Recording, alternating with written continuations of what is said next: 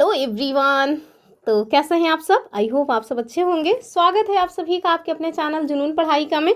चलिए हम लोग हिस्ट्री के एमसीक्यू डिस्कस कर रहे हैं, घटना चक्र जो पूर्वावलोकन आता है उससे, ठीक है। और इसके क्रम में हमने मौर्य काल, मौर्योत्तर काल, ऋग्वैदिक काल, उत्तर वैदिक काल, जो हमारा सिंधु घाटी सभ्यता है, पाषाण काल है, ये सब डिस्कस कर लिया है। और अभी पहुंच कहाँ आए हैं? अभी हम लोग पहुंच आए हैं गुप्त काल पे, ठीक है।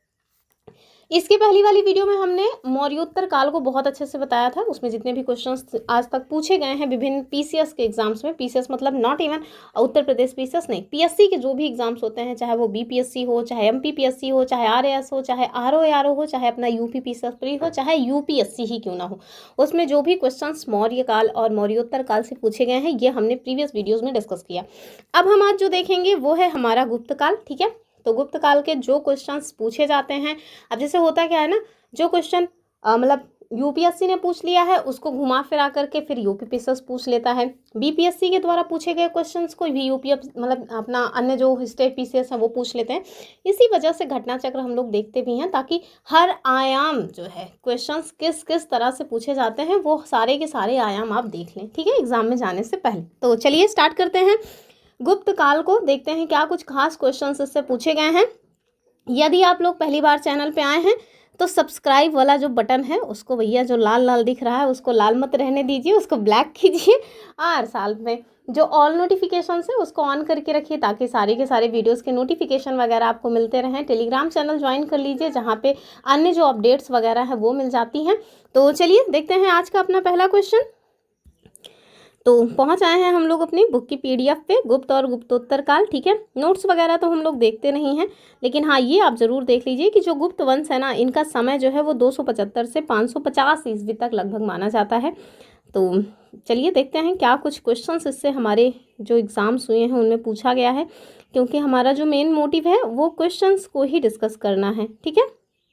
देखिए सबसे पहला क्वेश्चन अभी जो मैंने एक पॉइंट बताया था वहीं से पूछा गया है। यहाँ आपसे पूछ रहे हैं कि चलिए बताइए जो गुप्त काल है यानी कि जो गुप्त वंश है इन्होंने कितने टाइम पीरियड तक शासन किया। हमारे पास विकल्प देखिए 319 से 500, 319 से 324, बिल्कुल नहीं, ये सब नहीं होगा, उत्तर हो जाएगा ऑप्शन ए वाला, यानी कि 319 से स्टार्ट होता है, लगभग 500 ईस्वी तक चलता है गुप्त काल, ठीक है। इसके पहले जो हम लोग देख रहे थे वो सब ईसा पूर्व में देख रहे थे, लेकिन अब हम लोग जो गुप्त काल देख रहे हैं ये ईस्वी में चल रहा है, ठीक है। यहाँ पे गणनाएं सीधी होंगी, यानी जैसे पहले क्या होता था 300 के बाद 299, 298 इस तरह से आता था, अभी क्या होगा 300 के बाद 301 आएगा, ठीक है। तो चलिए यहाँ आपको थोड़ा डिटेल में व्याख्या वगैरह दी गई है कि गुप्त वंश ने लगभग 275 से 550 ईस्वी तक शासन किया, और इस वंश की स्थापना लगभग 275 ईस्वी में महाराज श्रीगुप्त के द्वारा की गई थी। किंतु गुप्त वंश का जो प्रथम शक्तिशाली शासक थे वो कौन माने जाते हैं? चंद्रगुप्त प्रथम, ठीक है।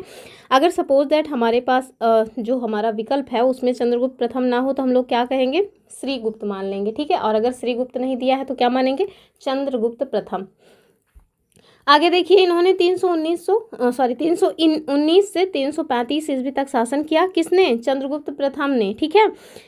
और इसने अपनी महत्ता सूचित करने के लिए अपने पूर्वजों के विपरीत एक बहुत ही भयानक सी बड़ी उपाधि ली थी, और उसका नाम क्या है? महाराजाधिराज। ये क्वेश्चन ऑलरेडी हमारे यूपी पीसीएस में पूछ रखा है कि जो महाराजाधिराज उपाधि है वो सर्वप्रथम किसने ली थी। हालांकि उन्होंने क्वेश्चन अभी देखेंगे क्वेश्चन में हम लोग उसको, तो ध्यान रखिएगा कि जो चंद्रगुप्त प्रथम है इन्होंने स्टार्ट किया था महाराजाधिराज नामक जो उपाधियां हैं वो। आप देखेंगे कि जो गुप्त वंश के शासक हैं वो लोग ना बहुत बड़ी बड़ी उपाधियां लेंगे, अभी आपको देखने को मिलेगा। आगे देखिए नेक्स्ट क्वेश्चन क्या है। अगला क्वेश्चन है कि निम्नलिखित शासकों में से किस एक ने 4 अश्वमेध यज्ञों का संपादन किया था। इसके पहले हमने देखा था कि 2 अश्वमेध यज्ञ का जो मतलब कि संपादन है वो किसने करा था, तो वो तो थे पुष्यमित्र शुंग, ठीक है। अयोध्या अभिलेख से इस बात की जानकारी हमें मिल रही थी। लेकिन अब यहाँ आपसे पूछ रहे हैं कि 2 को छोड़ो 4 का बताओ। पहले वैसे भी राजाओं में इस तरह की चीजें होती रहती थी कि तुमने 1 किया है तो हम 2 करेंगे, तभी तो हम तुमसे ज्यादा वर्चस्वशाली हो पाएंगे। तो वही है, पुष्यमित्र शुंग नहीं होगा, प्रवरसेन प्रथम और समुद्रगुप्त चंद्रगुप्त द्वितीय कौन हो जाएंगे? ये हो जाएंगे प्रवरसेन प्रथम, ठीक है। तो ये प्रवरसेन प्रथम जो है देखिए हैं कौन, तो ये वाकाटक शासक थे प्रवर सेन प्रथम। इनके द्वारा 4 अश्वमेध यज्ञों का संपादन किया गया था और इसके साथ ही इन्होंने अनेक वैदिक यज्ञ भी करवाए थे। और इसी वंश के शासक प्रवर सेन द्वितीय, इनकी रुचि साहित्य में थी और इन्होंने सेतुबंध नामक ग्रंथ की रचना की थी। अब आपको ना कंफ्यूज करने के लिए दोनों ऑप्शन दे देंगे और पूछ लेंगे कि चलो बताओ कि सेतुबंध नामक जो ग्रंथ है उसकी रचना किसने की, या यही पूछ लेंगे कि चलो बताओ कौन है वो शासक जिन्होंने 4 अश्वमेध यज्ञ करवाए, और उसमें नाम आपको ना दोनों दे देंगे, एक तो मतलब कि प्रवर सेन द्वितीय और दूसरा प्रवर सेन प्रथम। तो इस तरह से ना फसाऊ क्वेश्चंस बनाता है हमारा आयोग। नेक्स्ट क्या है, भारत का नेपोलियन किसको कहा जाता है? मुझे नहीं लगता इसमें किसी को भी कोई समस्या होने वाली है, ये समुद्रगुप्त हो जाएंगे, ऑप्शन डी। ठीक है, देख रहे हैं PCS, Chhattisgarh PCS, UP lower, सब में पूछ रखा है। तो एक सबसे पहली बात तो यही जानिए ना कि किनके द्वारा इनको ये संज्ञा दी गई है। तो एक इतिहासकार हैं, नाम क्या है उनका? Vincent Smith. ठीक है, इनके द्वारा एक रचना की गई the early history of India. क्या? विंसेंट स्मिथ के द्वारा एक रचना की गई जिसका नाम है the early history of India. इसी में इन्होंने समुद्रगुप्त की वीरता और विजयों पर मुग्ध होकर के उसे भारतीय नेपोलियन की संज्ञा दी थी। ठीक है, नेक्स्ट क्वेश्चन, फिर से वही क्वेश्चन है, प्राचीन भारत का नेपोलियन किसको कहते हैं? फिर ऑप्शन डी हो जाएगा समुद्रगुप्त को। ठीक है,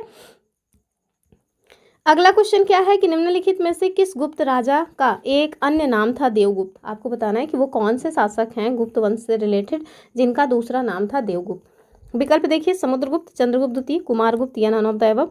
उत्तर क्या हो जाएगा? ये हो जाएगा ऑप्शन बी वाला, यानी कि चंद्रगुप्त द्वितीय। ठीक है, चलिए यहाँ पे थोड़ी व्याख्या वगैरह है वो देख लीजिए कि गुप्त वंश के शासक चंद्रगुप्त द्वितीय, इन्होंने विक्रमादित्य का एक अन्य नाम, मतलब विक्रमादित्य तो इनका टाइटल था ही, इसके अलावा आप देखिए कि इनका एक अन्य नाम क्या था? देवगुप्त। ठीक है, तो किसका अन्य नाम देवगुप्त था? चंद्रगुप्त द्वितीय का, जिनको मतलब जिनकी उपाधि है विक्रमादित्य, इन्हीं का एक अन्य नाम है देवगुप्त। ठीक है, और इनके अन्य नामों में भी आपको देवराज और देवश्री मिल जाएंगे। ठीक है, तो अगर आपको कहीं पर भी देवगुप्त, देवराज या देवश्री मिल रहे हैं तो आप समझ लीजिए, या विक्रमादित्य ही क्यों ना मिल रहे हो तो आप समझ लीजिए कि ये चंद्रगुप्त द्वितीय की बात हो रही है। हालांकि विक्रमादित्य उपाधि जो है ना कई सारे शासकों ने ली है, आगे आपको क्वेश्चंस में देखने को मिल ही जाएगा, लेकिन तो इसको छोड़ करके अन्य जो नाम मिल रहे हैं आप उसको समझ लीजिएगा ये चंद्रगुप्त द्वितीय की ही बात हो रही है। आगे देखिए, अब चंद्रगुप्त मौर्य में मत चले जाइएगा क्योंकि वो मौर्य वंश के शासक हैं, ये गुप्ता वंश के शासक हैं, दोनों के ही टाइम पीरियड में काफ़ी अंतराल है। यहाँ देखिए फिर से एक उपाधि आ गई कि प्रथम गुप्ता शासक जिसके द्वारा परम भागवत की उपाधि धारण की गई। तो हमारे पास विकल्प क्या है? चंद्रगुप्त प्रथम, समुद्रगुप्त, चंद्रगुप्त द्वितीय या फिर श्रीगुप्त। तो इसका उत्तर क्या हो जाएगा? ये हो जाएगा समुद्रगुप्त, यानी ऑप्शन बी वाला। ठीक है, तो आप देखिए नालंदा और गया के जो ताम्रपत्र हैं यहाँ से इस बात की जानकारी मिलती है कि जो समुद्रगुप्त हैं वो ऐसे पहले गुप्ता वंश के शासक थे जिनके द्वारा परम भागवत की उपाधि धारण की गई थी। ठीक है, ध्यान रखना है कि कुछ पुस्तकों में परम भागवत उपाधि धारण करने वाले पहले शासक चंद्रगुप्त द्वितीय बताए गए हैं, लेकिन चूंकि हमारा यूपी पीसीएस आयोग जो मानता है वो लक्ष्मण रेखा टाइप की हो जाती है, तो लोक सेवा आयोग ने इसका उत्तर चंद्रगुप्त द्वितीय माना था, लेकिन विश्वविद्यालय अनुदान आयोग यूजीसी ने इस प्रश्न का उत्तर समुद्रगुप्त माना है। तो आप समझ रहे हैं ना कि भले ही एक बार लगा इनको कि ठीक है हमारा ये होना चाहिए, लेकिन आयोग ने अंततः क्या माना है? समुद्रगुप्त ही माना हुआ है। ठीक है, तो चलिए देखते हैं अगला क्वेश्चन। आप भगवान करे कि इस तरह का क्वेश्चन दोबारा ना पूछा जाए, लेकिन अगर पूछा जाता है तो आप ध्यान रखिएगा कि परम भागवत की उपाधि जो है वो समुद्रगुप्त ने धारण की थी, क्योंकि आयोग फिर से यही उत्तर मानेगा और फिर राम जी की जय हो, ये हो जाएगा हम लोगों के साथ।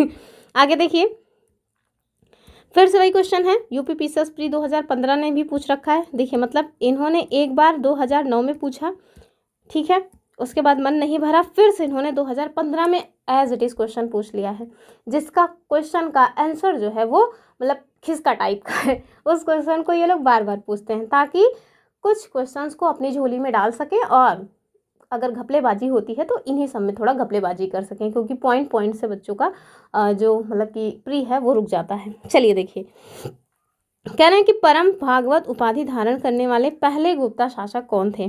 चंद्रगुप्त प्रथम बिल्कुल नहीं होंगे, ध्यान से इनका रट लीजिए, समुद्रगुप्त हो जाएंगे। तो भारत के नेपोलियन समुद्रगुप्त, इनकी एक उपाधि है कविराज, जिसको अभी हाल ही में जो RO का एग्जाम हुआ था ना 27 जुलाई को, उसमें पूछा गया था। ठीक है, कौन सी उपाधि है? कविराज।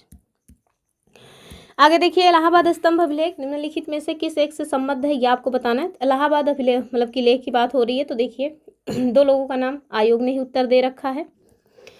तो हमारे पास विकल्प क्या है, महापद्मनंद बिल्कुल नहीं होंगे, चंद्रगुप्त मौर्य, समुद्रगुप्त या फिर अशोक, कौन हो जाएंगे। इसका उत्तर देखिए अशोक और समुद्रगुप्त दोनों ही बताया गया है। ठीक है, तो अब बताइए, अगर इस तरह का उत्तर आयोग मान रहा है तो हम लोगों के पास क्या विकल्प होता है।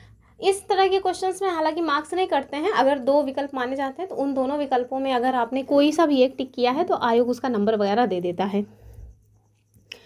तो देखिए, जो इलाहाबाद यानी कि जिसे आज हम प्रयागराज कहते हैं, यहाँ का जो स्तंभ अभिलेख है, यहाँ से अशोक और समुद्रगुप्त यानी 335 से 375 ईस्वी के शासन के बारे में हमें सूचना प्राप्त होती है। और इस स्तंभ पर समुद्रगुप्त के संधि विग्रहिक, ये बड़ा इंपॉर्टेंट है, जिनका नाम क्या था, हरिसेन। ठीक है, तो समुद्रगुप्त के संधि विग्रहिक कौन थे, हरिसेन थे। ये अपने आप में डायरेक्ट क्वेश्चन पूछा जा सकता है स्टेटमेंट में। ठीक है, इन्होंने संस्कृत भाषा में प्रशंसात्मक वर्णन किया हुआ है। अब किसका किया होगा, समझ ही रहे हैं, समुद्रगुप्त का ही किया होगा, क्योंकि उन्हीं के मतलब कि संधि विग्रहिक थे। आगे चल के इसको क्या कहा गया, प्रयाग प्रशस्ति कहा गया। तो क्वेश्चन हमसे डायरेक्ट पूछा जाता है कि प्रयाग प्रशस्ति किससे संबंधित है, तो वो समुद्रगुप्त से ही संबंधित है। आगे देखिए, इसमें समुद्रगुप्त की जो विजय वगैरह हैं उसका उल्लेख किया गया है।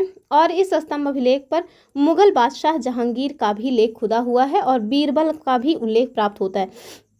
ये जो जहांगीर वाला क्वेश्चन है ना, ये हमारे यूपी पेसर्स ने पूछ रखा है। यूपी में एक एग्जाम हुआ था जूनियर एडिट का, जिसका आज तक कुछ हुआ नहीं है। 2021-22 के आसपास एग्जाम हुआ था, उसकी ज्वाइनिंग आज तक नहीं हुई, टीचर का एग्जाम था, उसमें भी ये क्वेश्चन पूछा गया था। ठीक है, चलिए आगे देखते हैं।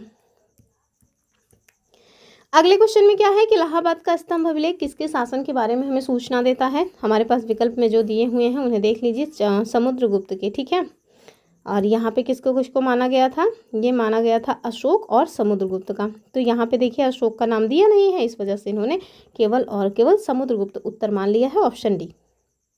फिर देखिए, प्रयाग प्रशस्ति किसके सैन्य अभियान के बारे में जानकारी देता है, भाई समुद्रगुप्त। ठीक है, किसने लिखा है, हरिसेन ने। किसने लिखा है, हरिसेन ने। ये नाम डायरेक्ट पूछा जाता है। आगे देखिए कि समुद्रगुप्त के प्रयाग प्रशस्ति में कौशल के शासक का क्या नाम बताया गया था। तो ये कौशल क्या है, महाजनपद की राजधानी है। कौन से महाजनपद की राजधानी है, जरा कमेंट करके बताइए तो। या कौशल महाजनपद ही था, जरा बताइए तो। कौशल महाजनपद था या किसी महाजनपद की राजधानी थी। मुझे तो लग रहा है कि मतलब कि ये खुद ही महाजनपद था और इसकी राजधानी थी कुछ और, श्रावस्ती थी क्या शायद।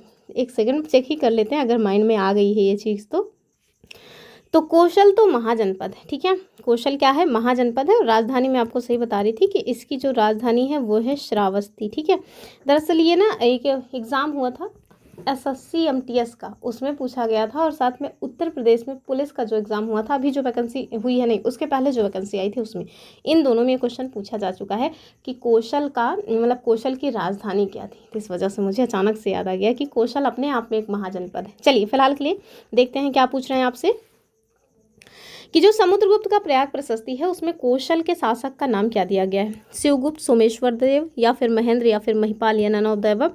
और क्वेश्चन कहाँ पूछा गया, छत्तीसगढ़ में। ठीक है, विकल्प क्या हो जाएगा, महेंद्र हो जाएगा, ऑप्शन सी वाला।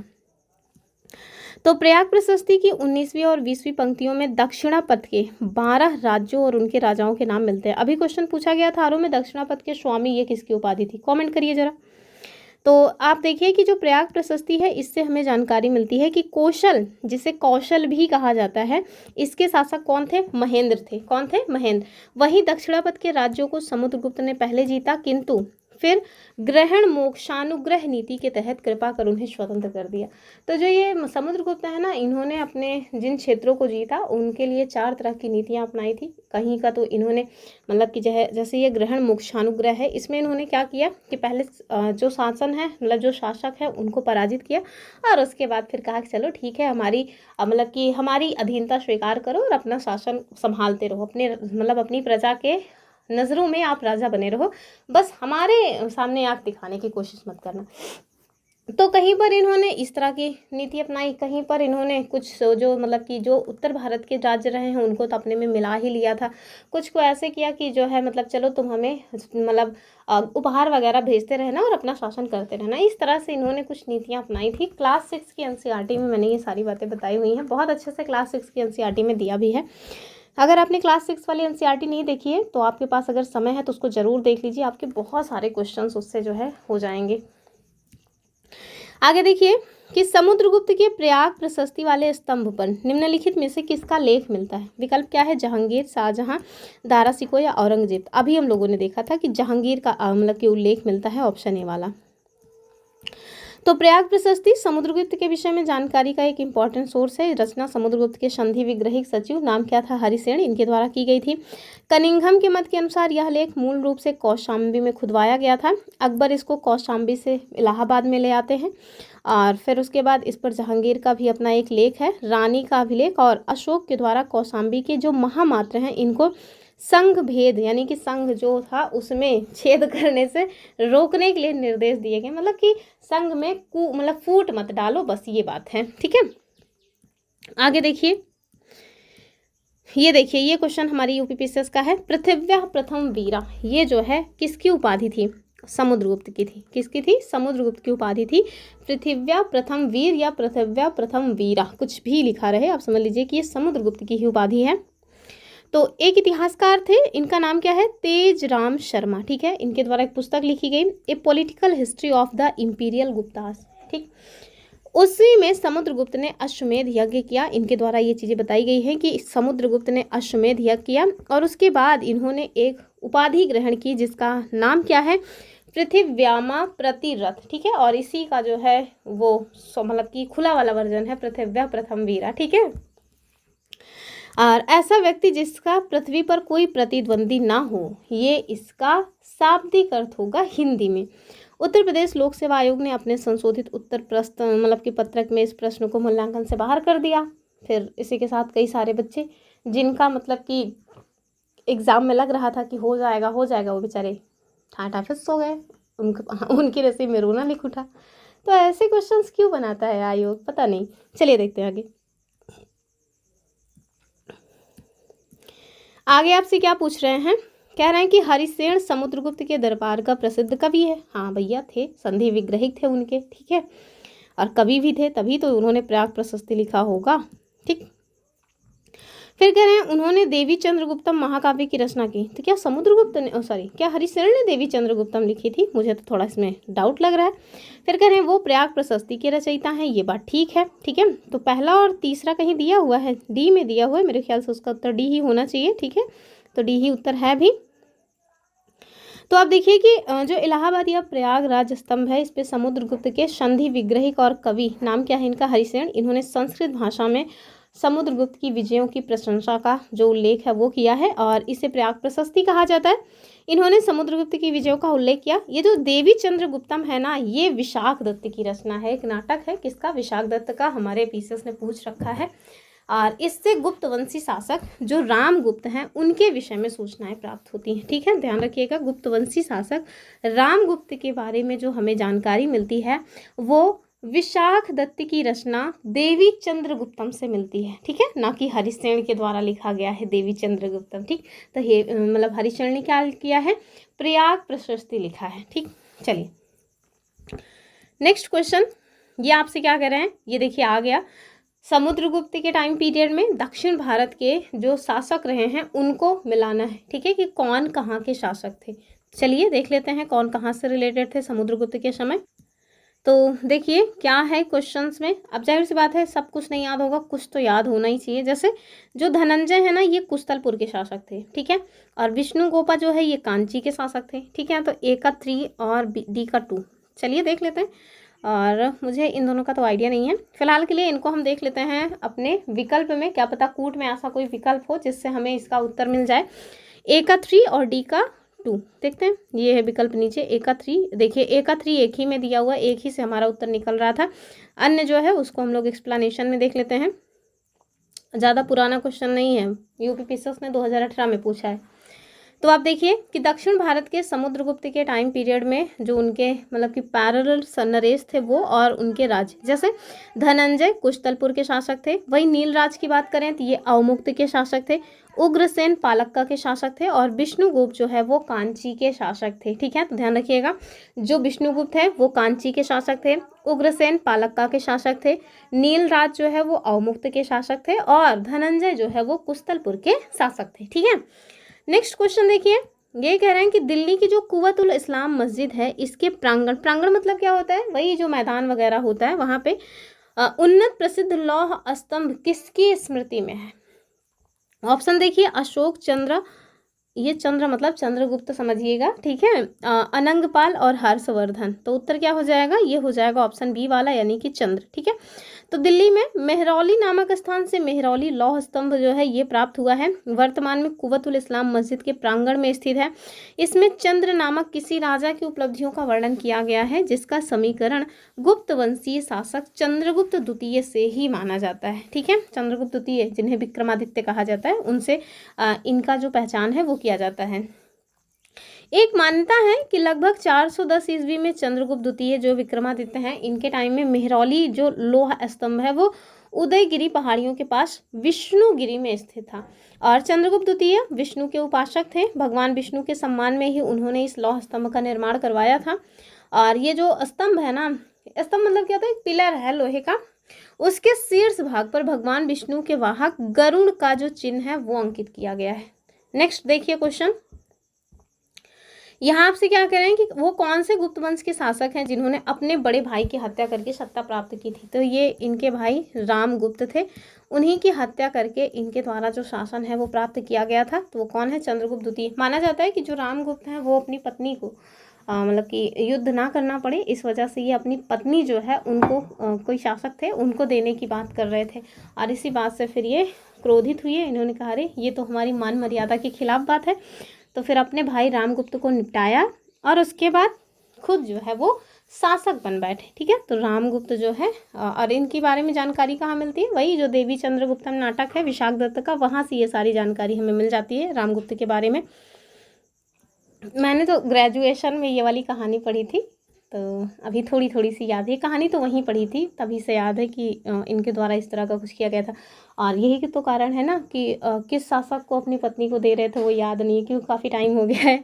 चलिए देखते हैं, फिलहाल के लिए उत्तर सी हो जाएगा। तो देखिए समुद्र के जो समुद्रगुप्त हैं इनके बाद इनके जो पुत्र रहते हैं रामगुप्त, ये शासक बनते हैं लेकिन शकों, ये देखिए शकों को दे रहे थे भैया वो। ठीक है, तो शकों के आक्रमण का सक्षम विरोध न कर सकने के कारण उनके भाई चंद्रगुप्त द्वितीय ने रामगुप्त की हत्या कर उनकी पत्नी ध्रुव देवी से विवाह कर लिया और शकों के विरुद्ध विजय प्राप्त की। तो जान रहे हैं, समझ लीजिए, अब कहानी तो समझ आ गई कि जो रामगुप्त थे वो समुद्रगुप्त के बड़े बेटे थे। ठीक है, लेकिन जब शकों का शासन मतलब कि जो शक हैं वो आक्रमण किए तो आक्रमण में पहले तो ये मतलब आक्रमण में उनको पराजित नहीं कर पाए, उसके बाद फिर इन लोगों के मध्य जो है संधि टाइप का हुआ कि तुम अपनी पत्नी जो ध्रुव देवी है वो हमको दे दो।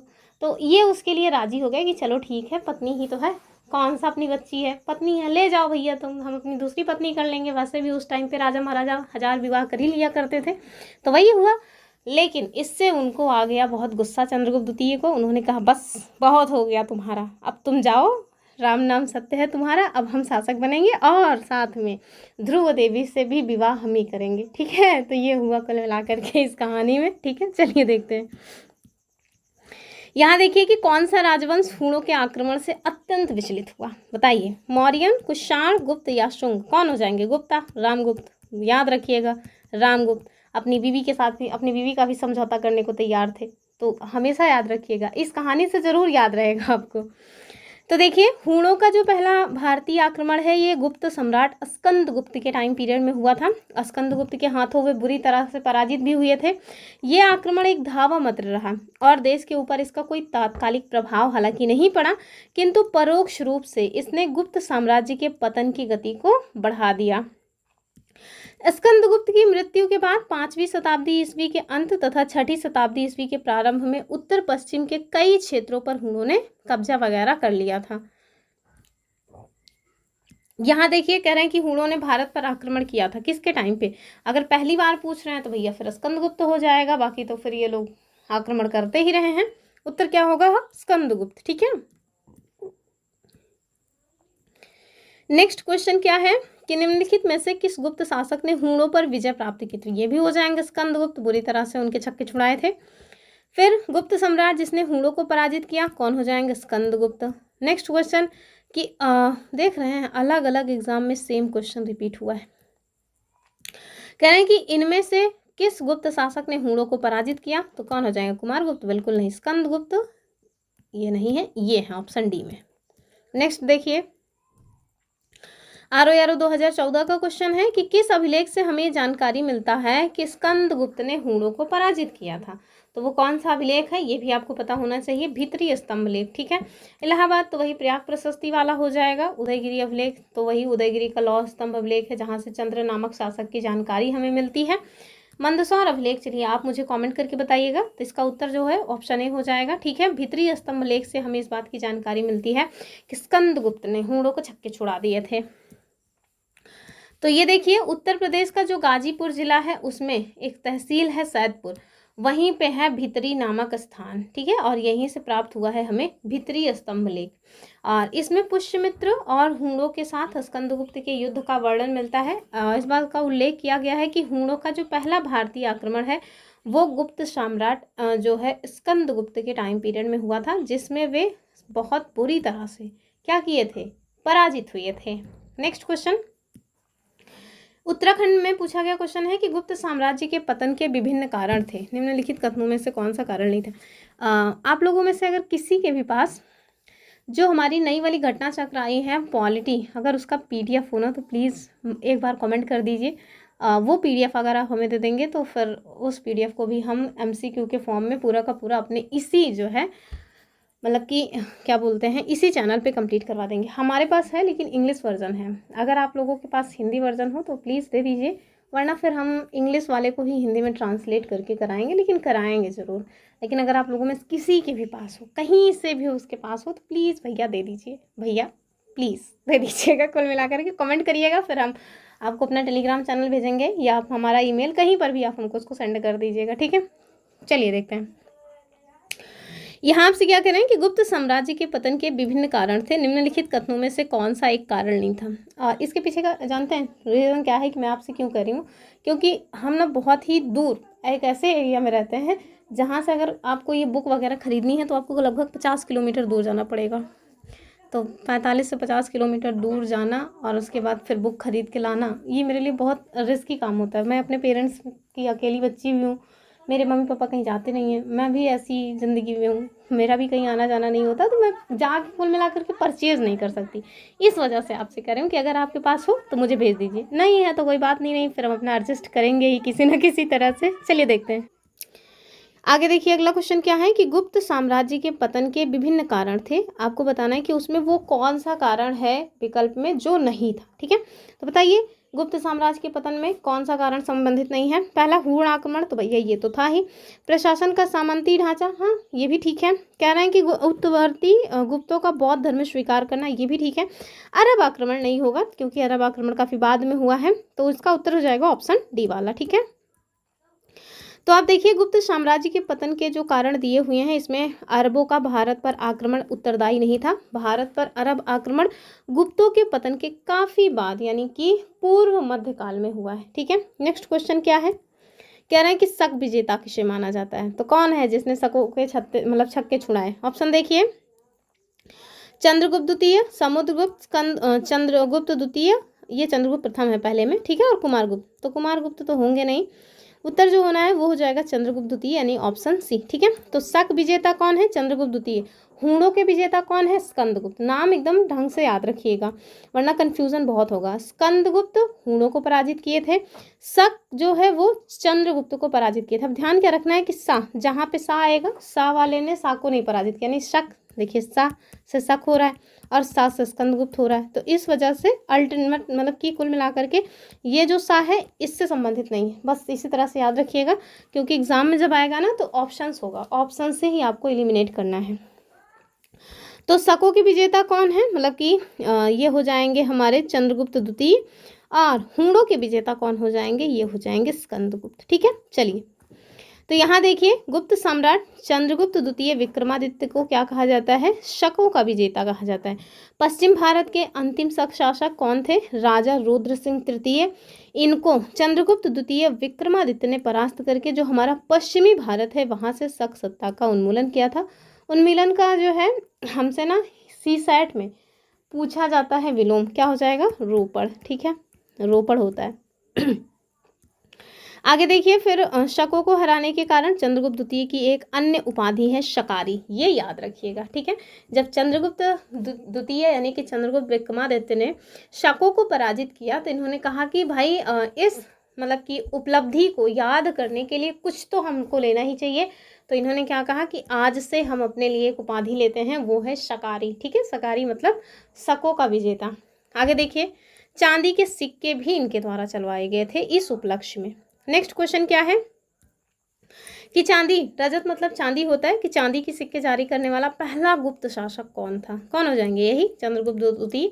कब चलाए थे? जब इन्होंने शकों को विजयी किया था। ठीक है, तो शकों को जब विजयी किए तो उसके बाद इन्होंने शकारी उपाधि ली और चांदी के सिक्के भी चलवाए थे।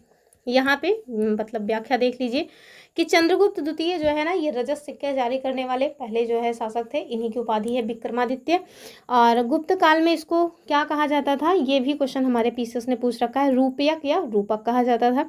चंद्रगुप्त द्वितीय ने शक मुद्राओं के ही अनुसरण पर रजत मुद्राओं का उत्कीर्ण करवाया था। ठीक है, और अगर अभी तक आप वीडियो में बने हैं तो ये जो लाइक है ना, इसको ज़रूर कर दीजिए। नेक्स्ट क्वेश्चन, यहाँ आपसे कह रहे हैं कि चंद्रगुप्त द्वितीय के संदर्भ में कौन सा स्टेटमेंट सही है, आपको सही बताना है। शक विजय के संदर्भ में सबसे सबल प्रमाण इस नरेश की रजत मुद्राएं हैं। तो चंद्रगुप्त द्वितीय की अभी हमने देखा, हाँ इन्होंने चांदी के सिक्के वगैरह जारी किए थे जब शकों को पराजित किया था और शकारी उपाधि वगैरह ली थी। अब उपाधि से तो जाहिर सी बात है कि कुछ खास नहीं समझ आएगा, लेकिन हाँ रजत सिक्काओं से समझ आ जाता है।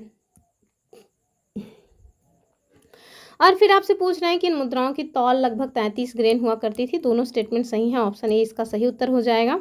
ठीक है, पीसीएस प्री 2022 में पूछा गया था। तो देखिए, शक विजय के उपरांत चंद्रगुप्त द्वितीय ने शकों के अनुसरण पर ही पहली बार रजत मुद्राओं को प्रचलित किया था और इन मुद्राओं का वजन सामान्यतः 30 से 33 ग्रेन तक हुआ करता था और इस वजह से दोनों स्टेटमेंट सही हैं। आगे देखिए कि शकों पर विजय के उपरांत चंद्रगुप्त द्वितीय ने कौन सी धातु के सिक्के चलवाए? कितनी बार ये हमसे पूछेंगे। चांदी, इसी को रजत कहा जाता था। पैसे का नाम क्या था? रुपयक। ठीक है, रुपयक या रुपया। ठीक, चलिए आगे देखिए कि प्रसिद्ध चीनी यात्री फाहियान जो है, ये किसके टाइम पीरियड में भारत आए थे? तो वेनसांग तो कोई और है, फाहियान की भी बात करेंगे। आपको पता है उत्तर प्रदेश पीसीएस प्रीलिम्स 2024 जो हुआ था उसमें 4 जो है विदेशी यात्रियों के नाम दिए हुए थे और उनको क्रोनोलॉजी में लगाना था। आपने क्वेश्चन देखा है कि नहीं? नहीं देखा है तो देख लीजिए, क्योंकि हमने अपने इसी चैनल पे करवाया भी है सॉल्व उसको। चंद्रगुप्त प्रथम बिल्कुल भी नहीं होंगे, चंद्रगुप्त द्वितीय हो जाएंगे। ठीक है, तो जो फाहियान है वो किसके टाइम पीरियड में आए थे? चंद्रगुप्त द्वितीय के समय में आए थे। तो चंद्रगुप्त द्वितीय विक्रमादित्य के शासनकाल में चीनी यात्री फाहियान ने भारत के विभिन्न स्थानों का भ्रमण वगैरह किया था। नेक्स्ट क्या है कि चंद्रगुप्त द्वितीय ने अपनी पुत्री प्रभावती गुप्त का विवाह किस राजवंश में कर अपनी स्थिति को सुदृढ़ बनाया था? लिच्छवी, कदम्ब वंश या फिर वाकाटक या फिर नागवंश? कौन हो जाएंगे? ये हो जाएंगे ऑप्शन सी, वाकाटक वंश। ठीक है, तो चंद्रगुप्त द्वितीय इन्होंने नाग राजकुमारी कुबेर नागा से पहले विवाह किया। उसके बाद जब उनकी पुत्री हुई जिसका नाम था प्रभावती गुप्ता, तो उसका विवाह वाकाटक नरेश रुद्रसेन द्वितीय से किया था। चंद्रगुप्त द्वितीय ने अपनी पुत्री का विवाह वाकाटक वंश में अपनी स्थिति को सुदृढ़ बनाने के लिए किया था। वो जो होता है ना बिजनेस मैरिज, मैंने कुछ चाइनीज़ ड्रामों में देखा हुआ है, बिजनेस मैरिज होती है, तो वही है बिजनेस मैरिज। ठीक है, कि हम अपनी बच्ची का आपके साथ विवाह कर रहे हैं, आप हमारी स्थिति को मजबूत करने में हेल्प करो कुल मिला करके। चलिए आगे देखिए, नेक्स्ट क्या है कि प्रभावती गुप्त जो है वो शासिका थी। कहाँ से? तो जाहिर सी बात है अगर उनका विवाह वाकाटक वंश में हुआ है तो वो वाकाटक वंश की शासिका होंगी। राजकुमारी भले वो गुप्त वंश की हैं, लेकिन आपको पता ही है सदियों से चला आ रहा है, लड़की जहाँ पे शादी होगी वहीं पे महारानी होगी। अपने उसको मतलब पेरेंट्स की संपत्ति में तो पहले भी कुछ नहीं मिलता था दहेज के अलावा, आज भी कहाँ ही मिलता है। आगे देखिए, हाँ ये बात अलग है कि अगर आप इकलौते हो तो फिर भाई सब कुछ आप ही का है। और पहले तो अगर इकलौते होते थे तब भी चाचा के अगर लड़के हैं उनको दे दो, बुआ के लड़के हैं उनको दे दो, मतलब किसी को भी दे दो, बस अपनी लड़की को मत दो। तो ये तो पहले की परंपरा थी, पहले के लोगों की मेंटालिटी ऐसी थी। अब तो लोग थोड़ा सुधर रहे हैं कि नहीं भैया, औलाद औलाद होती है, चाहे लड़की हो चाहे लड़का हो। आगे देखिए, यहाँ आपको बताया जा रहा है कि प्रभावती गुप्त जो है वो गुप्त शासक चंद्रगुप्त विक्रमादित्य की पुत्री थी। तो चंद्रगुप्त द्वितीय को ही क्या कहते हैं, विक्रमादित्य। इनका विवाह वाकाटक शासक रुद्रसेन द्वितीय के साथ हुआ था। रुद्रसेन द्वितीय की जो मृत्यु है उसके बाद फिर इनके पुत्र का जो है, मतलब इनका जो बेटा था वो छोटे थे, बहुत छोटी अवस्था में थे।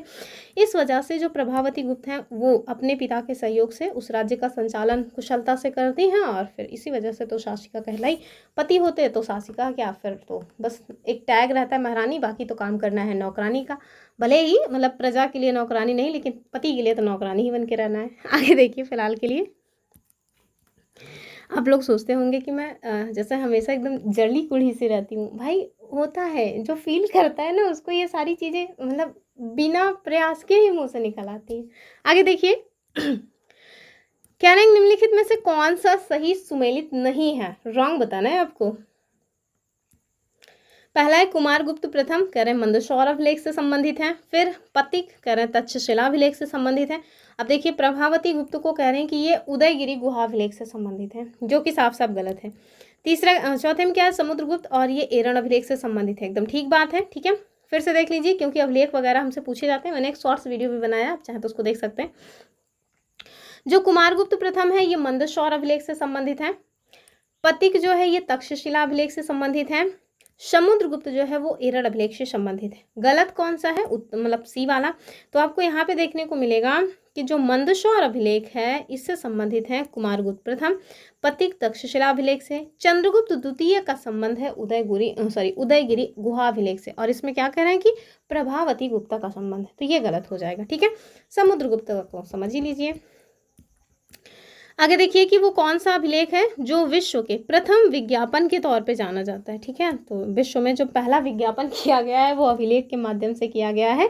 आपको बताइए कौन सा है वो अभिलेख। ऑप्शन देखिए, दशपुर अभिलेख, सोहगौरा अभिलेख। ये सोहगौरा अभिलेख बहुत इंपॉर्टेंट है। ठीक है, शुपिया या फिर एरण। उत्तर क्या हो जाएगा, दशपुर अभिलेख हो जाएगा, ऑप्शन ए वाला। ठीक है, यहाँ आपको इसकी व्याख्या देखने को मिलेगी कि जो दशपुर अभिलेख है ना, ये विश्व के प्रथम विज्ञापन के तौर पे जाना जाता है। इसे मंदसौर प्रशस्ति के नाम से जानते हैं। गुप्त सम्राट कुमारगुप्त प्रथम के शासनकाल का ये एक प्रसिद्ध अभिलेख है। किससे संबंधित है, तो कुमारगुप्त से संबंधित है। ठीक है, मंदसौर। इसमें पटवाय यानी रेशमी बुनकर श्रेणी का उल्लेख जो है वो हुआ है। नेक्स्ट क्वेश्चन, ये आपसे कह रहे हैं कि जो मंदसौर प्रशस्ति है ये किस शासक की उपलब्धियों का वर्णन है। अभी हम लोग तो देख के आ रहे हैं, कुमारगुप्त प्रथम देख रहे हैं, और एरो मेंस 2021 का क्वेश्चन है कि मंदसौर प्रशस्ति किस शासक की उपलब्धियों के बारे में हमसे बताता है, तो ये हो जाएगा कुमारगुप्त। अब आप देखिए, एक चीज़ आपको ये नोट करने के लिए मिलेगा कि जो MPPCS है प्री, वहाँ पे 2021 में क्वेश्चन पूछा गया था। ठीक है, सेम क्वेश्चन, बस थोड़े से शब्द ही तो बदले हैं, बाकी क्वेश्चन तो वही है। वही क्वेश्चन आर मेंस 2021 में पूछा गया, मतलब 2021 में ही दोनों क्वेश्चंस पूछे गए। यही तो कारण है कि लोग कहते हैं भैया घटना चक्र जरूर देखिए। तो यहाँ आपको देखने को मिलेगा कि कुमारगुप्त पहले जो है प्रथम का समकालीन, जिनका नाम क्या है, वत्स भट्टी, ये एक स्थानीय कवि थे। इन्होंने मंदसौर प्रशस्ति की रचना की। मंदसौर प्रशस्ति मतलब होता है प्रशंसा। ठीक है, कुमारगुप्त प्रथम की उपलब्धियों का विवरण देती है, और इस प्रशस्ति में तंतुवाय पट्टवाय श्रेणी का वर्णन किया गया है। वहीं साथ ही सूर्य मंदिर के वर्णन से उस नगर में जो प्रचलित सूर्य उपासना है उसकी धार्मिक भावना, और साथ में मालवा में प्रचलित शिखर युक्त प्राचीन मंदिरों की वास्तुगत विशेषताओं का भी निरूपण किया गया है। आगे देखिए, वही क्वेश्चन फिर से रिपीट हुआ है, MPPCS 2019 में है। रेशमी बुनकरों की श्रेणी की जानकारी किस अभिलेख से मिलती है, तो दशपुर अभिलेख। अभी आप देखिए यही क्वेश्चन इधर कहाँ पर पूछा गया था, एक सेकेंड, हाँ कौन से वाले में था, एक सेकेंड थोड़ा मिल जाए, ये तो है नहीं, ये देखिए विज्ञापन के तौर पे MPPCS 2021 में पूछा गया। और यही क्वेश्चन देखिए MPPCS ने और कब पूछा है, कहाँ चला गया, ये MPPCS 2019, मतलब 2019 में भी सेम क्वेश्चन पूछा, 2021 में भी पूछा। क्वेश्चन की कमी बढ़ गई लगता है। चलिए, तो यहाँ पे आपको देखने को मिल गया। ठीक है, नेक्स्ट तो देखिए क्या कह रहे हैं आपसे, सूची 1 को सूची 2 के साथ सुमेलित करना है, और सूची से फिर आपको कूट के माध्यम से सही उत्तर का चुनाव करना है। एक साइड पत्नी का नाम दिया गया, दूसरी साइड पत्नी का नाम दिया गया। कुल मिला के आपको बताना है कि वो कौन से शासक हैं जिनकी रानी का नाम ये है। ठीक है, चलिए तो अभी हम लोगों ने देखा जो चंद्रगुप्त द्वितीय हैं उन्होंने कुबेर नागा से विवाह किया था, जिससे फिर प्रभावती गुप्ता जो है उनका जन्म हुआ था। तो सी का तो 2 हो जाना चाहिए, पहले हम लोग सी का 2 ही मिला लेंगे। देखिए सी का 2 2 जगह दिया, कम से कम 2 ऑप्शन तो एलिमिनेट हो ही गए हमारे। तो अगर सी का 2 हम लोग मान रहे हैं ये वाला और ये वाला, तो ए का देखिए या तो 4 होगा या तो मतलब ए का या तो 3 होगा या तो 4। चलिए देख लेते हैं। ए क्या है, चंद्रगुप्त, और कह रहे हैं कुमार देवी या अनंत देवी, बस कुमार देवी हो जाएगा। ठीक है, तो ए का हो जाएगा 3। ठीक, तो इस हिसाब से इसका उत्तर तो निकल के आ गया ऑप्शन ए वाला। ठीक है, ये बीईओ का एग्जाम हुआ था 2019, उसमें क्वेश्चन पूछा गया था। तो चलिए मैच कर लेते हैं शासक और उनकी रानियों को। तो चंद्रगुप्त, ये चंद्रगुप्त प्रथम है, इनकी शादी जो है ये इनकी रानी जो थी वो कुमार देवी थी। समुद्रगुप्त की बात करें तो ये दत्ता देवी। चंद्रगुप्त द्वितीय की बात करें तो कुबेर नागा के साथ इनका विवाह हुआ था। और कुमारगुप्त प्रथम जो है इनकी जो शादी हुई है वो अनंत देवी के साथ हुई है। ठीक है, आगे देखिए। ये क्वेश्चन आरओ प्री 2023 का है कि निम्न में से कौन गुप्तकालीन प्रशासनिक विभाजन का सही अनुक्रम है। ऑप्शन देखिए, भुक्ति, विषय, वीथी या फिर ग्राम। मेरे ख्याल से ग्राम जो है वो मतलब कि सही अनुक्रम है गुप्तकालीन प्रशासनिक विभाजन का। ठीक है, तो मुझे लग रहा था कि गांव जो है वो सबसे छोटी इकाई होनी चाहिए थी, और है भी वही है, गांव सबसे छोटी इकाई है। लेकिन इन्होंने किस टाइप का पूछा है जो ऑप्शन ए दे रहे हैं। अच्छा, ऐसे पूछा होगा ना, जैसे देखिए कि जैसे हमारे यहाँ सब स्टार्ट करते हैं तो क्या हमारा एक केंद्र है, केंद्र के बाद राज्य है, राज्य के बाद फिर जो है जिला आता है, जिले के बाद गांव वगैरह आ जाते हैं, तो उस तरह से। तो सबसे जो बड़ी इकाई है वो भुक्ति है। जो भुक्ति है वो मतलब कई सारे विशेष मिलके भुक्ति बनता है। तो जो विषय है इसमें कई सारे वीथी होते हैं, और कई सारे वीथी जो है मतलब ये जो कई सारे वीथी हैं ये नहीं, कई सारे जो गाँव हैं वो मिल करके वीथी बनाते होंगे। अर्थात प्रशासन की जो सबसे छोटी इकाई रही होगी वो गाँव, कई सारे गाँव वीथी का निर्माण करते होंगे, कई सारे वीथी मिलकर के विषय बनाते होंगे, और कई सारे विषय मिलकर के भुक्ति बनाते होंगे। ठीक है, इस वजह से इसका उत्तर जो है वो हुआ है। अब जैसे ये कहते हैं कि सबसे छोटी से लेकर के बड़ी इकाई तक जाओ ना, तो ये क्रम ऐसे हो जाता, पहले गांव आता, फिर वीथी आता, फिर विषय आता, फिर भुक्ति आता। लेकिन इन्होंने क्या किया है, पहले सबसे बड़ी इकाई, फिर उससे छोटी, फिर उससे छोटी, फिर सबसे छोटी इकाई। तो आप याद रखिएगा कि भुक्ति से विषय, विषय जो है वीथी में डिवाइड हुआ था, और वीथी जो है वो गांव में डिवाइड हुए थे। तो ऑप्शन ए जो है वो सही हो जाएगा। और यहाँ पे आपको दे दिया गया है कि गुप्त काल में जो साम्राज्य है इसको भुक्ति यानी प्रांतों में डिवाइड किया गया था। तो सबसे बड़ा तो राष्ट्र होता था, जैसे आज भी सबसे बड़ा राष्ट्र ही है। दूसरे पे फिर आते थे भुक्ति। ठीक है, और राष्ट्र के शासक जो है वो सम्राट कहलाते थे। देश के जो भुक्ति हुआ करते थे इनको उपरिक कहा जाता था। और फिर होते थे विषय, विषय से जो मतलब विषय के हेड होते थे उन्हें विषयपति कहते थे। फिर आता था वीथी, और वीथी के जो हेड होते थे उन्हें आयुलन या फिर वीति महत्तर कहा जाता था। फिर गांव के जो मतलब कि शासक हुआ करते थे उन्हें ग्रामिक या अष्टकुलाधारी कहा जाता था। ये है गुप्तकाल का प्रशासनिक विभाजन। ठीक है, तो ऊपर से नीचे आया है कुल मिलाकर के ये। अगर आपको नीचे से ऊपर जाना हो तो गांव, वीथी, विषयपति, देश और राष्ट्र हो जाएगा। ठीक है, और इनके अगर शासकों की बात करें तो अष्टकुलाधिकारी, वीथी महत्तर या आयुलन, विषयपति, उपरिक और सम्राट हो जाएंगे। ठीक, आगे देखिए। ये आपसे क्या कह रहे हैं, कह रहे हैं कि ईसा की 3री शताब्दी से जब हूण आक्रमण से रोमन साम्राज्य समाप्त हुआ, भारतीय व्यापारी अधिकाधिक किस पर निर्भर हो गए। ऑप्शन देखिए, अफ्रीकी व्यापार पर, दूसरा है पश्चिमी यूरोपीय व्यापार पर, तीसरा क्या है दक्षिण पूर्व एशियाई व्यापार पर, या फिर मध्य पूर्व एशियाई व्यापार पर। तो देखिए ये दक्षिण पूर्व एशियाई व्यापार पे जो है वो फिर बेचारे मूव ऑन कर गए। तो देखिए कि ईसा की 3री सदी से जब हूण आक्रमण से रोमन साम्राज्य का पतन हुआ, तो जो भारतीय दक्षिण पूर्व एशियाई व्यापार मतलब कि जो भारतीय व्यापारी थे ये दक्षिण पूर्व एशियाई व्यापार पर ज़्यादा ही निर्भर हो गए। नेक्स्ट क्वेश्चन क्या है, कह रहे हैं कि गुप्त काल में उत्तर भारतीय व्यापार निम्नलिखित में से किस एक पतन से संचालित होता है। पतन नहीं है, दरअसल ये पत्तन है। ठीक है, पत्तन मतलब होता है बंदरगाह। ठीक, तो पत्तन की बात हो रही है। ये क्वेश्चन आईएएस ने पूछा था, लेकिन 1999 में ऐसा ही क्वेश्चन पूछा गया था, अभी मतलब 2019-20 के आसपास, 20 नहीं 21 वगैरह में पूछा गया था। तो ऑप्शन तो इसका ताम्रलिप्ति हो जाएगा, उसका भी उत्तर ताम्रलिप्ति ही था। तो यहाँ देखिए इसका विकल्प क्या है, मतलब व्याख्या क्या है कि गुप्त काल में ताम्रलिप्ति उस समय का जो मतलब बंगाल है उसका एक इम्पॉर्टेंट बंदरगाह हुआ करता था। यहाँ से उत्तर भारतीय व्यापार दक्षिण पूर्व एशिया, चाइना, लंका, जावा, सुमात्रा आदि देशों के साथ होता था।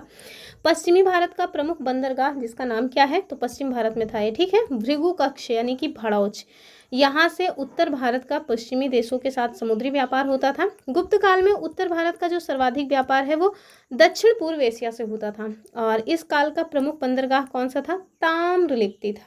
अन्य प्रमुख जो बंदरगाह है उसमें आपको भड़ौच मिल जाएगा, कल्याण है, कॉम्बे आदि। ठीक है, उत्तर भारतीय व्यापार इन सब से हुआ करता था। तो इसका जो उत्तर है वो ताम्रलिप्ति होगा। ठीक है, और अगर विकल्प में हुआ उपर्युक्त सभी तो उत्तर वही हो जाएगा। नेक्स्ट क्वेश्चन क्या कह रहे हैं कि निम्नलिखित में से कौन सा बंदरगाह गुप्त काल में उत्तर भारतीय व्यापार के लिए उपयोग होता था? तो नॉर्थ इंडिया के लिए पूछ रहे हैं आपसे। क्या हो जाएगा? एक से अधिक हो जाएगा। ठीक है, तो अभी हम लोग ऊपर व्याख्या वगैरह देख के आ ही रहे हैं। अगला क्या है कि भारत ने दक्षिण पूर्व एशिया के साथ अपने आरंभिक सांस्कृतिक संपर्क तथा व्यापारिक संबंध बंगाल की खाड़ी के पार बना रखे थे। निम्नलिखित में से कौन सी बंगाल की खाड़ी के इस उत्कृष्ट आरंभिक समुद्री इतिहास का सबसे विश्वसनीय व्याख्या हो सकता है? विकल्प क्या है कि प्राचीन काल तथा मध्यकाल में भारत के पास दूसरों की तुलना में अति उत्तम पोत निर्माण तकनीकी उपलब्ध थी। अच्छा, फिर इस उद्देश्य के लिए दक्षिण भारतीय शासकों ने व्यापारियों, ब्राह्मण, पुजारियों और बौद्ध भिक्षुओं को सदा संरक्षण दिया। तीसरा क्या है कि बंगाल की खाड़ी में चलने वाली जो मानसूनी हवाएं हैं ना, इन्होंने समुद्री यात्राओं को सुगम बनाया। एकदम सही बात है, और ये भी दोनों ये बात गलत है। तो ध्यान रखिएगा कि भारत ने दक्षिण पूर्व एशिया के साथ जो अपने आरंभिक मतलब सांस्कृतिक संपर्क है और व्यापारिक संबंध ये बंगाल की खाड़ी के पार बना रखे थे। इसके पीछे का जो मेन रीजन है वो है बंगाल की खाड़ी में चलने वाली जो मानसूनी हवाएं हैं वो। ठीक है, उसके द्वारा यात्रा थोड़ा आसान मतलब कि हो जाती थी। अब देखिए, अगर जिस दिशा में हवा चल रही है आप उस दिशा में साइकिल चलाइए तो आपको पैडल मारने की आवश्यकता कम होगी, अपने आप ही जो है वो आगे बढ़ती रहेगी साइकिल। तो वही चीज़ें हैं। नेक्स्ट क्वेश्चन देखेंगे हम लोग। टोटल 50 क्वेश्चन आज की वीडियो में हम लोग देखेंगे, क्योंकि इस वाले टॉपिक का ना लगभग 150 के ऊपर 170 के आसपास क्वेश्चन है। तो क्या है क्वेश्चन? कह रहे हैं कि प्राचीन भारत में देश की अर्थव्यवस्था में अत्यंत महत्वपूर्ण भूमिका निभाने वाले श्रेणी संगठन के संदर्भ में आपको बताना है कौन सा कथन सही है। श्रेणी कह रहे हैं कि प्रत्येक श्रेणी, और ये क्वेश्चन आपको भरोसा नहीं होगा, क्लास 6 की एनसीईआरटी से डायरेक्ट क्वेश्चन पूछा गया है। कह रहे हैं कि प्रत्येक श्रेणी राज्य के एक केंद्रीय प्राधिकरण के साथ पंजीकृत होती थी और प्रशासनिक स्तर पर राजा उनका प्रमुख होता था। दूसरा, कह रहे हैं श्रेणी ही वेतन काम करने के नियमों, मानकों और कीमतों को सुनिश्चित करती थी। तीसरा कि श्रेणी जो है इनका अपने सदस्यों पर न्यायिक अधिकार होता था। तीसरा तो एकदम सही है। ठीक है, तो इस हिसाब से आप देखिए इसका जो सही उत्तर है वो हो जाएगा दूसरा और तीसरा, यानी कि ऑप्शन सी वाला। ठीक, पहला वाला गलत है, व्याख्या में आपको देखने को मिलेगा क्यों गलत है। तो प्राचीन भारत की अर्थव्यवस्था में श्रेणियों का इंपॉर्टेंट रोल हुआ करता था। ये संगठन व्यापारियों के द्वारा उनके व्यापार के समुचित संचालन के लिए स्थापित किए जाते थे। श्रेणियों का अपने सदस्यों पर न्यायिक अधिकार होता था। श्रेणियों के द्वारा ही सदस्यों के वेतन, काम करने के नियम, मानक और कीमतों का निर्धारण भी होता था।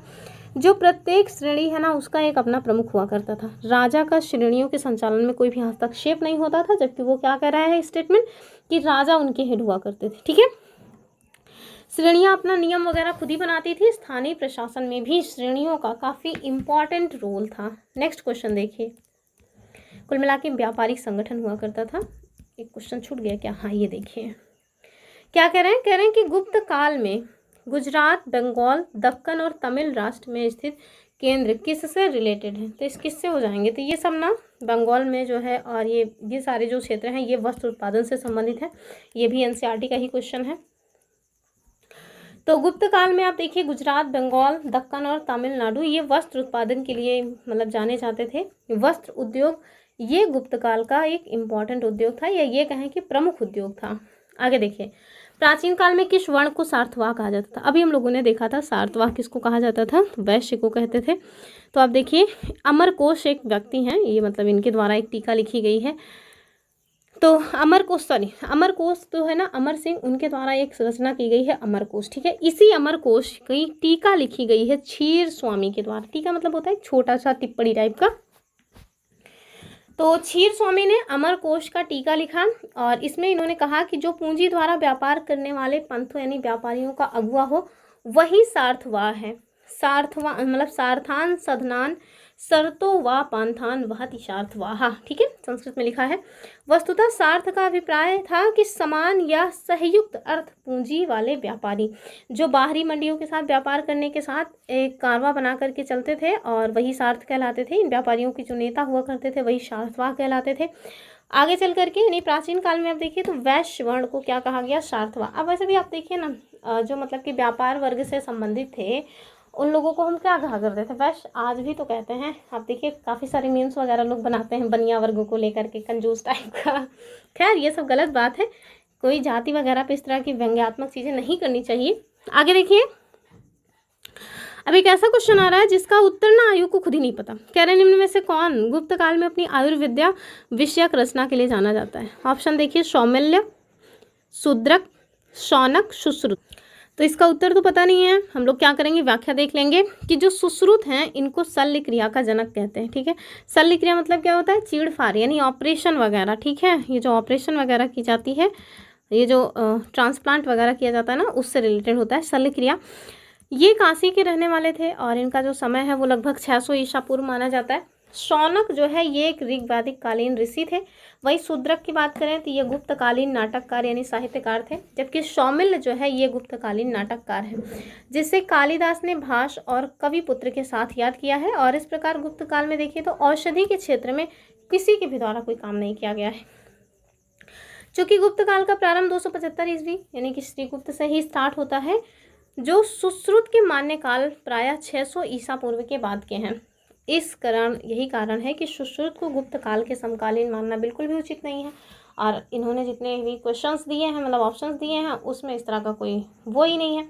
लेकिन इन्होंने उत्तर जो माना होगा ना, मैं बता रही हूँ, वो सुश्रुत ही माना होगा। मतलब आयोग ने जो उत्तर माना होगा वो सुश्रुत को ही माना होगा, क्योंकि वो मतलब कि जुड़े हुए थे शल्य क्रिया से। फिर किस एरा से रिलेटेड है, इससे उनसे क्या मतलब है। आगे देखिए, ये क्या करेंगे, इनमें से कौन गुप्त काल में औषधि के क्षेत्र में अपने कार्य के लिए जाना जाता था।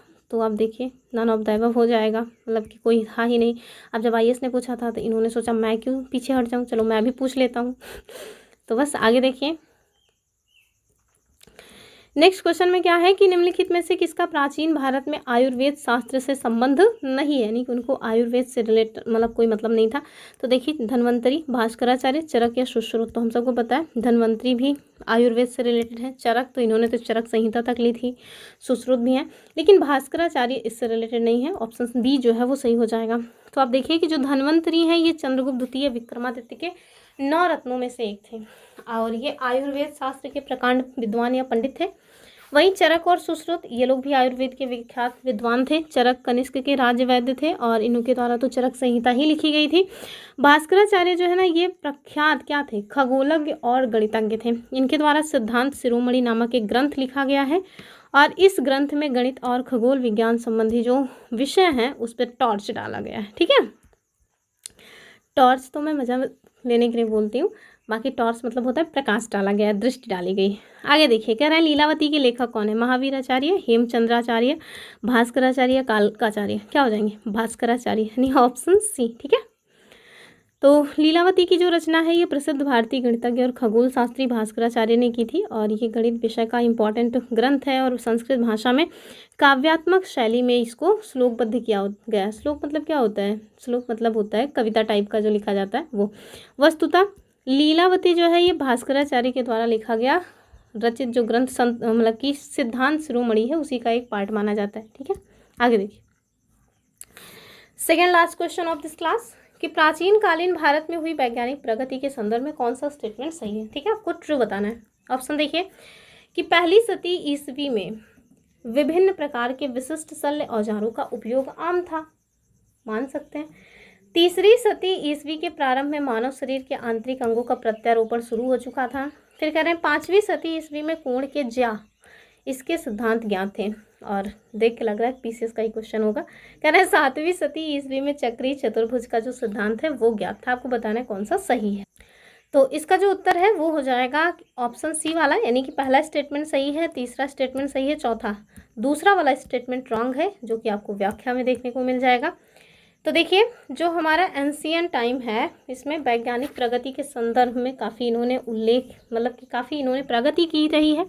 इस काल में पहली शताब्दी ईस्वी तक शल्य क्रिया का काम आने वाले विभिन्न प्रकार के जो उपकरण हैं इनका प्रयोग हुआ करता था, ठीक है। किंतु उस काल या उसके बाद अंग प्रत्यारोपण संभव नहीं हो सका था। गुप्त काल में गणित के क्षेत्र में उल्लेखनीय प्रगति हुई। 5वीं सदी तक भारत में त्रिकोणमिति में जो ज्या है यानी साइन, जो साइन थीटा कॉस थीटा वो सारी चीज़ें हैं, कोज्या यानी कोसाइन और उत्क्रम यानी इन्वर्स साइन, इन सारी चीज़ों के जो सिद्धांत हैं वो ज्ञात हो चुके थे।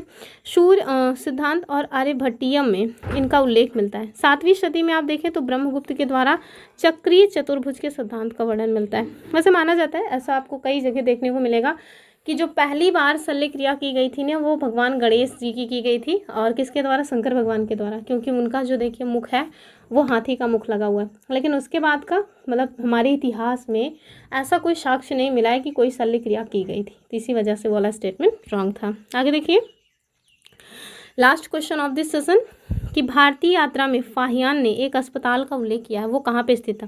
और ये फाहियान किसके टाइम पे आए थे, अभी हम लोगों ने देखा था चंद्रगुप्त द्वितीय यानी विक्रमादित्य के समय। तो कहाँ पे इन्होंने बताया कि एक हॉस्पिटल हुआ करता था। ऑप्शन देखिए उज्जैन, कौशाम्बी, ताम्रलिप्ति या पाटलिपुत्र। ताम्रलिप्ति तो बंदरगाह है, ठीक है। उत्तर जो है वो क्या हो जाएगा, पाटलिपुत्र। तो वर्तमान का जो पटना है वही था पाटलिपुत्र, ठीक है, ऑप्शन डी। तो चीनी यात्री फाहियान ये गुप्त काल में भारत आए थे। इन्होंने ऐसा उल्लेख किया है कि पाटलिपुत्र नगर के जो धनिक हैं इन्होंने एक बड़े अस्पताल की स्थापना की थी। यहाँ पे निर्धन जो लोग थे उनको निःशुल्क दवाएं और भोजन उपलब्ध कराया जाता था। देश भर के रोगी यहाँ इलाज वगैरह के लिए आया करते थे, ठीक है। तो चलिए आज के लिए इतना ही रखेंगे। 50 क्वेश्चन तक आज हमने देखा है गुप्त काल से। आगे फिर हम लोग अन्य जो क्वेश्चन हैं वो भी देखेंगे, फिर गुप्तोत्तर काल को भी इसी में देख लेंगे। तो चलिए फिर मिलेंगे अपनी अगली वीडियो में। प्रीवियस वीडियोस को ज़रूर देख लीजिएगा, प्लेलिस्ट बनी है, प्लेलिस्ट खोलिए और फटाफट सब देख डालिए। चलिए फिर मिलते हैं, तब तक के लिए नमस्कार एंड जय हिंद।